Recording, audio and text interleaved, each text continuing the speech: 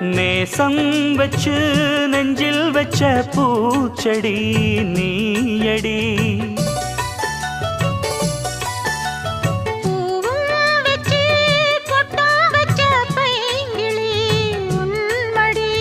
பாசம் வச்சு பாடும் பாட்டை கேளடி என் கண்மணி.